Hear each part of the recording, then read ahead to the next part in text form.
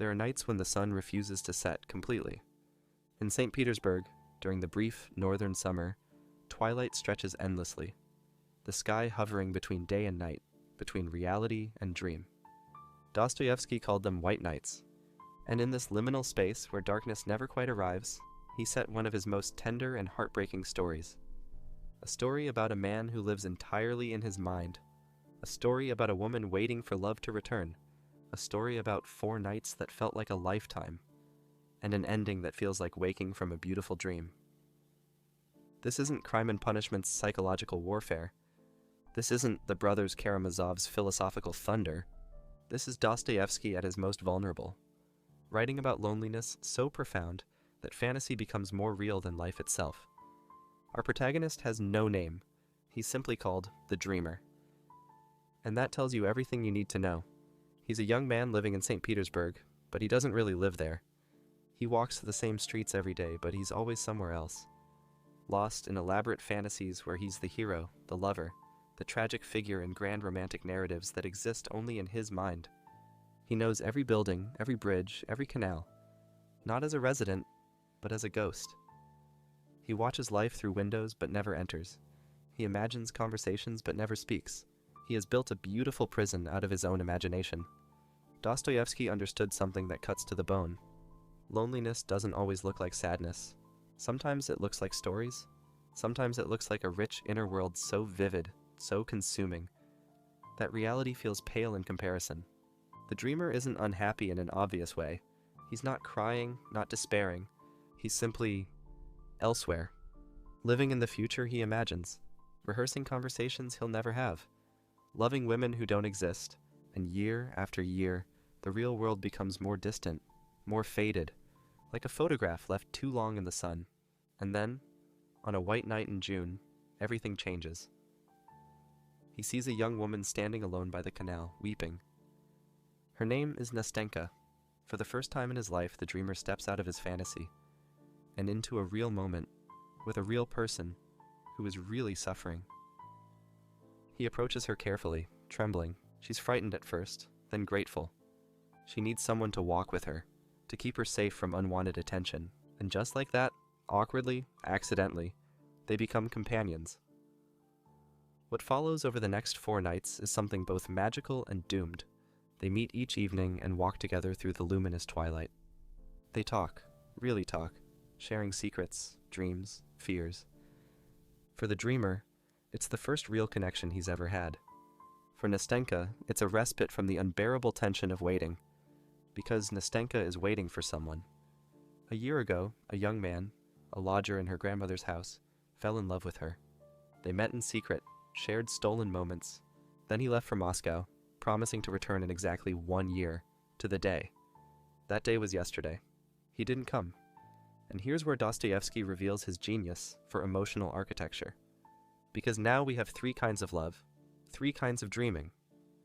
The dreamer, who loves Nastenka with the intensity of someone experiencing real feeling for the first time. Nastenka, who loves a memory, a promise, a man who may never return. The lodger, who exists only as an absence, a ghost made of hope. Night after night, they grow closer. The dreamer comes alive in her presence. For the first time, his eloquence isn't wasted on imaginary listeners. For the first time, someone sees him, really sees him.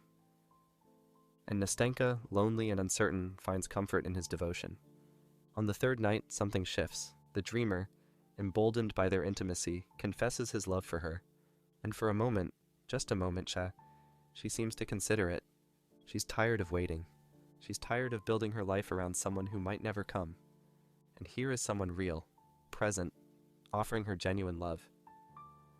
Maybe, she thinks, maybe this could be enough. But Dostoevsky doesn't deal in easy resolutions. On the 4th night, as they walk together, as the dreamer allows himself to believe in a future with her, they see him, the lodger, walking toward them through the white night, and in an instant, everything changes. Nastenka's face transforms, flooding with joy, relief, vindication. All the doubt vanishes.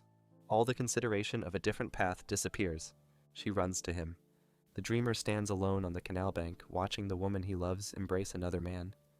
She turns back for a moment, sees him standing there, and her face shows genuine pain. She knows what this means. She knows what she's doing to him, but she goes anyway. And this is the moment that makes White Nights a masterpiece of emotional truth. Because Dostoevsky doesn't make anyone a villain. Nastenka doesn't owe the dreamer her love. She was honest about her feelings from the beginning. She never promised him anything. The lodger isn't cruel. He simply came back as he said he would. And the dreamer? The dreamer simply made the mistake of confusing intensity with intimacy, of thinking that because he felt something deeply, it must be reciprocated. No one is wrong, and yet, someone is destroyed. In the epilogue, the dreamer reflects on what happened, and here's where Dostoevsky twists the knife with devastating tenderness. The dreamer doesn't regret it. He says that even one moment of real happiness, even happiness built on illusion, is worth a lifetime of colorless existence. That brief connection, those 4 nights of feeling truly alive, they justify everything. Even the pain, even the return to loneliness, even the knowledge that he'll never see her again. He returns to his old life, his old walks, his old fantasies. But now they're haunted by something real. Now his dreams have a face, a name, a memory that actually happened. The beautiful tragedy is complete. So what is Dostoevsky really telling us in this short, aching story? Slow pan across the white night sky, neither dark nor light. First, that loneliness can be seductive. It's safer to live in your head than to risk your heart. It's easier to love an idea than a person. It's simpler to dream than to act. But safety is not the same as living. Second, that we cannot control who we love or who loves us. The dreamer didn't choose to fall for Nastenka any more than she chose to love the lodger. Love doesn't follow logic. It doesn't reward virtue or punish neglect. It simply is, wild, irrational, and indifferent to fairness. Third, that connection, even brief, even painful, is better than isolation.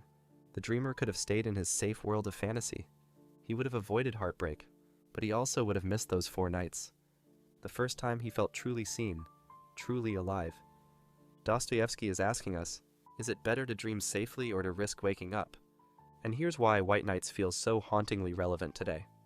We live in an age of digital dreaming. We curate perfect versions of ourselves online. We fall in love with profiles, with carefully selected photographs, with the idea of people. We scroll through endless possibilities while sitting alone in our rooms. We are all becoming dreamers, building elaborate fantasies about people we barely know, having entire relationships in our heads before the first real conversation, mistaking intensity of imagination for depth of connection. And like the dreamer, we're often more comfortable with the fantasy than the reality. Because fantasy can't reject us, can't disappoint us, can't turn out to be different than we imagined. But Dostoevsky reminds us, the only cure for loneliness is risk. Not the risk of grand gestures or dramatic confessions, but the simple, terrifying risk of showing up as yourself in the real world with real people. White Nights ends with a question that has no answer. Was the dreamer's happiness real, even though it was based on a misunderstanding? He felt something genuine. The connection was real to him. The joy was authentic, but it was built on a hope that was never going to be fulfilled. So was it real, or was it just another, more vivid dream? Maybe Dostoevsky is suggesting that this is the human condition. We all build our happiness on uncertain ground. We all love people who might leave. We all hope for futures that may never arrive. The dreamer's mistake wasn't that he hoped. It's that he confused hope with certainty. But without hope, without risk, without the willingness to step out of our dreams and into the uncertain light of day, we're not living. We're just waiting. In the end, White Nights is not a story about winning or losing love.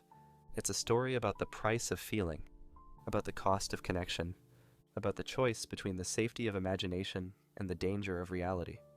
The dreamer walks back into his solitary life, but he carries those 4 nights with him like a secret treasure.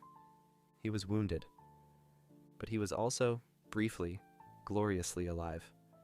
And Dostoevsky asks us to consider, isn't that enough? Isn't one real moment worth 1,000 imagined ones? Isn't the risk of heartbreak worth the possibility of genuine connection? The white nights will come again next summer. The sky will hover between darkness and light, and somewhere, someone will step out of their dreams and into a story they cannot control. It was a moment of ecstasy, and that is enough for a whole lifetime.